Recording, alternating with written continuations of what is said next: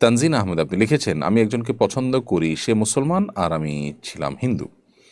আমি তার কাছেই কালিমা পড়ে মুসলমান হয়েছি।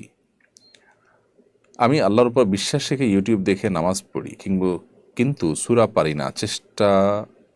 চেষ্টার সাথে সাথে পড়তে আমার নামাজ হবে কিনা, প্লিজ উত্তর চাই।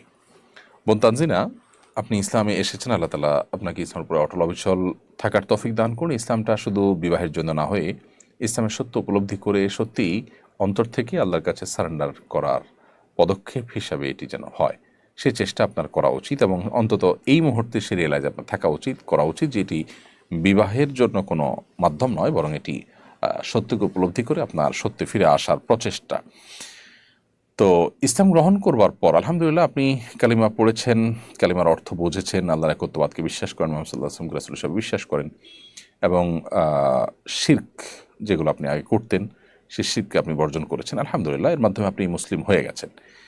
এখন আপনার কর্তব্য ৫ ওয়াক্ত নামাজ সহ আল্লাহর অন্যান্য বিধিবিধানগুলোকে মেনে চলা, শুধু নামাজ নয়, অন্যান্য বিধিবিধানগুলো মেনে চলা, এবং এগুলো জানার জন্য আপনি দিন শেখার অনেক বই পুস্তক আছে, সেই বই পুস্তকগুলো সংগ্রহ করে কালেকশন করে আপনি দিন শেখা শুরু করবেন ইনশাআল্লাহ। এর মাধ্যমে আপনি নিজেকে ভালো মুসলিম হিসাবে দাঁড় করাতে পারবেন। আপনি ইউটিউব থেকে দেখে দেখেও যদি নামাজ শিখেন এবং সঠিক পদ্ধতি শিখতে পারেন, তাহলে সেক্ষেত্রে সেটাও আপনার নামাজ সঠিক নামাজ আদায়ের জন্য সহযোগিতা আপনাকে করবে, এবং সেটা তার মাধ্যমে আপনার নামাজ হয়ে যাবে ইনশাআল্লাহ তাআলা।